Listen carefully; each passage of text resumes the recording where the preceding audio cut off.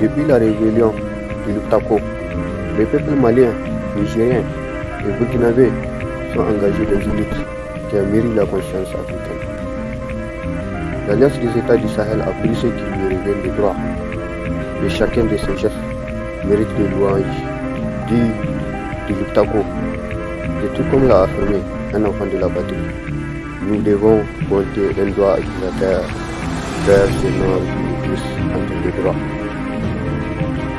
Et que ces politicards prostitués sont les comptables de cette misère qui nous éloigne les uns des autres en Afrique. Et ce n'est pas avec un plaisir que nous avons observé 5 à 6 décennies de démocratie qui n'a jamais manqué de place pour demander auprès du FMI et de la Banque mondiale. Et ce n'est pas avec un plaisir paisible que nous avons regardé impuissamment l'Afrique réduite à une terre divertie par une symphonie des programmes lamentables et minables. Au-delà d'innombrables chevaliers, au-delà d'innombrables sacrifices de ses fils qui ont fait leurs preuves à l'intérieur comme à l'extérieur du berceau. Au-delà de tous ces politicards tocards qui ont participé activement à l'esclavage moderne du néocolonialisme. Au-delà de tous ces politicards sanglés et détraqués qui ne vivent que pour suicider l'Afrique de ses fils. Au-delà de tous ces politicards merdés qui n'ont jamais cessé d'imposer du néocolonialisme occidental pour la survie du caprice occidental.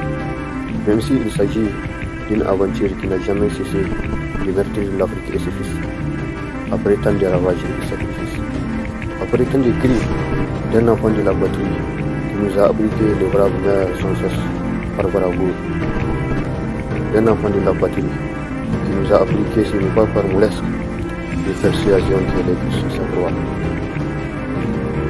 Après tant de sales coups de Nations Unies, après tant de discours sur la démocratie et les droits de l'homme, après tant de leçons qu'elle nous dit des droits de l'homme, après tant de classifications sociales avec les riches d'un côté et les pauvres de l'autre côté, les immigrés d'une part et les musulmans d'autre part, même si ce n'est pas par la cité que la capitale des grands empires de l'Ouest africain est jugée bon de couper le cordon avec la France colonialiste.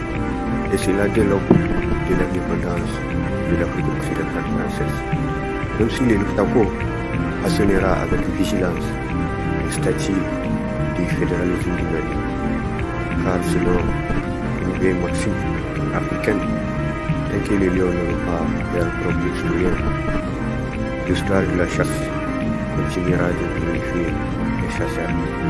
Et le Lutako marchera dans les pas de la Fédération du Mali avant de converger vers une Afrique unie et libre.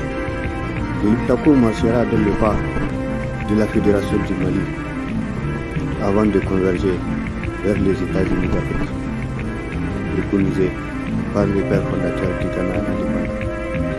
Et l'histoire en sera témoin que les fils d'Afrique ont donné leur vie pour la libérer du joug de ces loups originaires de l'Occident. Pour la libérer du joug de ces loups qui n'ont jamais cessé de sponsoriser la politique du mouton de la maison. Et l'histoire en sera témoin que l'Afrique a traqué et chassé ses fils indignes d'elle qui n'ont jamais cessé de se prostituer pour la démocratie occidentale. L'histoire en sera témoin que l'Afrique a traqué ses fils insensibles aux pleurs de ses enfants sacrifiés par la malnutrition et le paludisme. Même si l'histoire en sera témoin que ses fils ont été victimes de l'ingratitude d'une contrée qui a criblé ses fils avec des balles, des mitraillettes. Même si elle a déjà été victime d'intimidation pour observer avec un œil sournois le bombardement de la ville. Même si elle a déjà été malmenée par ses fils et surveillée, ignorant la renommée de ton histoire universelle. Même si l'histoire en sera témoin que le 28 septembre 1958, le nom de ce culturel a résonné aux 4 coins de l'Afrique occidentale française.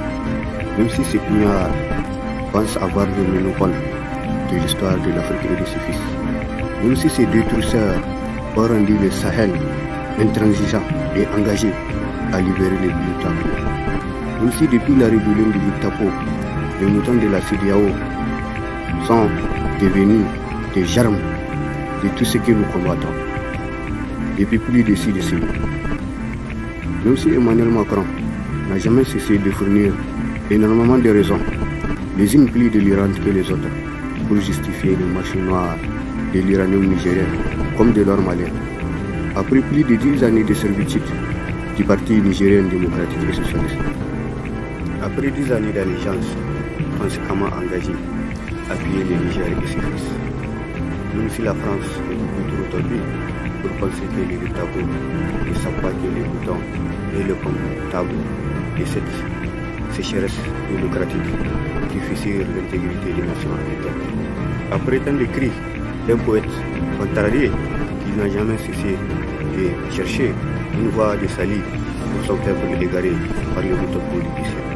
Celui-là dont les rêves ne sont que cauchemars. Celui-là même qui se cherche dans les ruines de la réaction internationale. Celui-là même qui est content de son statut de mouton démocrate et dévoué au caprice français. Même si au soleil des indépendances de la Guinée, le nom de Sékou Touré a résonné comme une musique dans toute la capitale des grands empires ouest-africains.